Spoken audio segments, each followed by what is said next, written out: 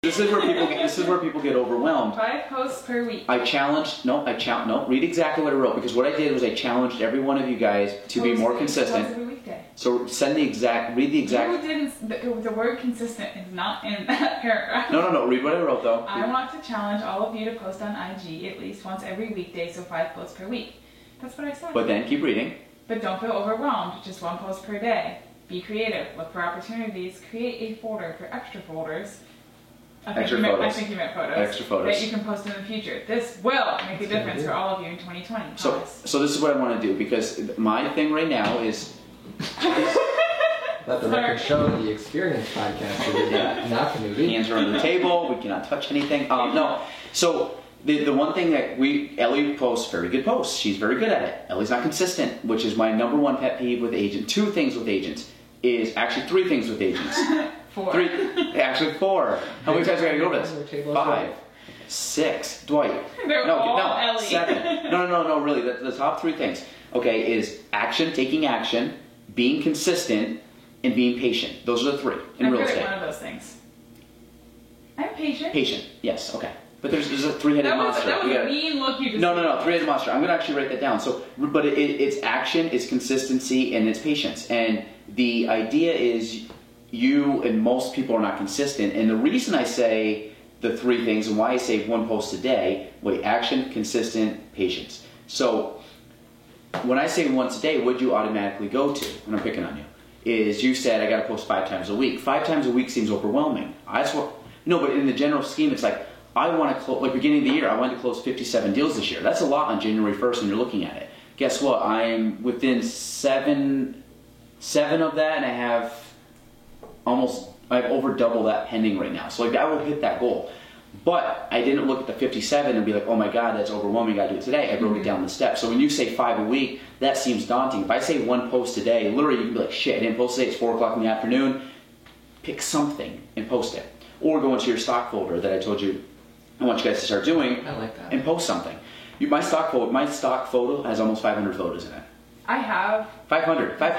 Now there's a bunch from the Business Expo that's probably like 100, and the bridal show, so there's probably 200. But I have a bunch. But it's the idea, because once you post something and you tag, and I post something I tag, we can now cross promote, which I've talked about. So now if you, Courtney, Hannah, everybody posts once a day, then I have 4 extra posts a day I can put on my stories. Same thing, I'm going to talk about this at the team meeting next week, is about also utilizing stories. And I know you're not always able to do real estate, but you do some really good photos. You do some really good posts.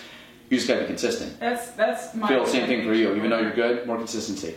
Oh, I would be good on that. So now that I just... I love your posts. I enjoy following you. Well... No, they're very good. I have no problem posting necessarily. It's real estate related that I would struggle with. That is 100% my issue. That's why I don't post as often, because I don't want to post every single day. I'm on Pop Producer making my cold calls. I think you should. Because that's all I do every day for the most part. Yeah, I know, but the problem is that people don't see is the consistency. I wish, and again, I take this from, Gary Vaynerchuk, big guy, I follow him a lot. His thing, I've been following him for 9 years. He started putting out a vlog 3 or 4 years ago, and he's put out almost 600 vlog episodes. Yeah. We're on number 11 today, shout out, we're on our way. But almost 600, but you can see every day, is getting to the point where you're like, this is kind of boring, because he does the same thing every day. But what people want is what's the quick fix? He's like, no, I've been doing this for years.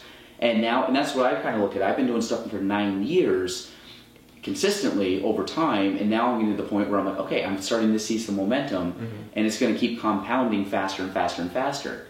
Do you ever feel guilt associated with your posts though? And I mean that in this way. So let's say I had a showing marathon from 9 o'clock in the morning through 4 in the afternoon, which happens, and you have 42 missed messages, and you make a post.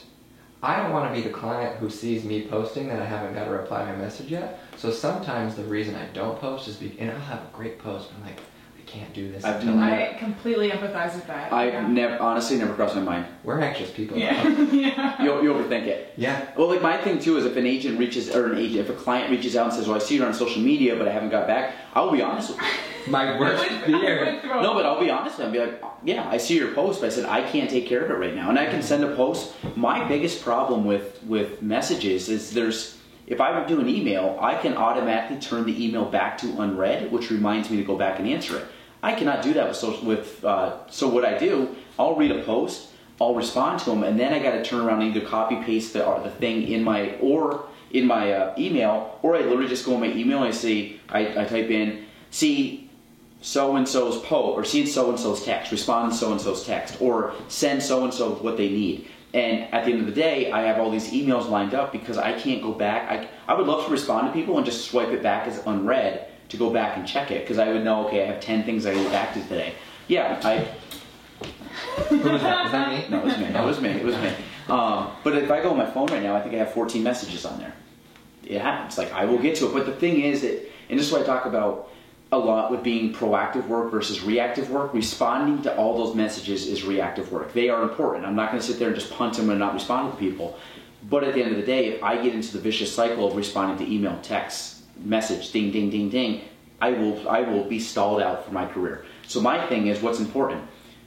I've recently started to get better at going to the gym and eating. So I'm prioritizing. I got a yoga mat here. Literally, for nobody's here, for 10 minutes every morning, I do like stretches and stuff. Good for you. And I admire that. Yes. Yeah, me too. So Ellie, you've been proud, because when we talk about eating, I'm trying to track my food, and I'm like force feeding. I'm forcing myself to eat the necessary calories, because you know me, I can go to 4 o'clock in the afternoon and not eat a thing, just because I'm running around drinking black coffee. Yeah, so, good.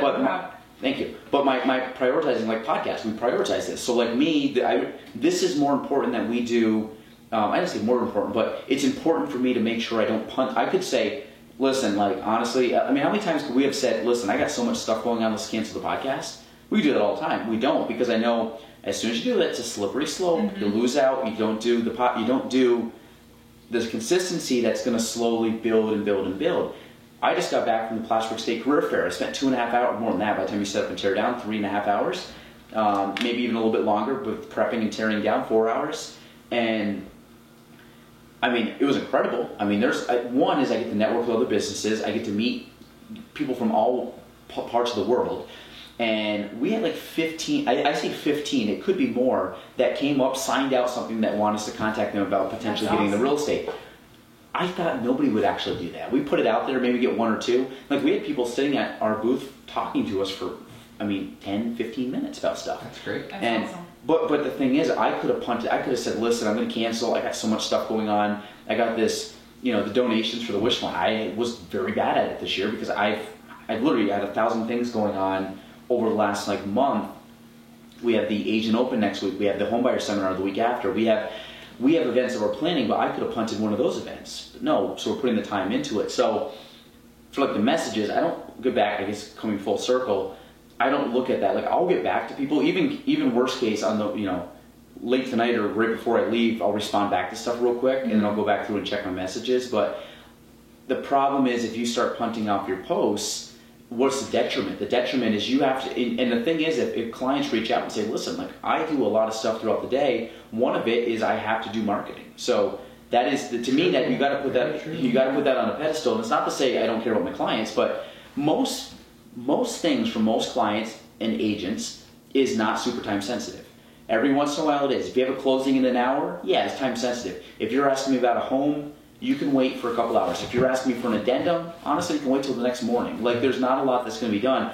Banks and attorneys, 5 o'clock, they're done. Yeah. Good luck. So if I have somebody contact me 6, 7, 8 o'clock and there's a rush priority on it, if I do it at 7 o'clock that night, or if I do it at 9 a.m. tomorrow morning, guess what? It's not being dealt with until the next day anyways. Mm-hmm. So I'm very good at that. Usually about 8 to 9 o'clock, I'm not responding. If somebody texts me at 8:30 at night, depending who it is, because what happens is if you text them at 8:30, they now expect you to answer, and then all of a sudden it's text. So it's no, I got it at 8:30.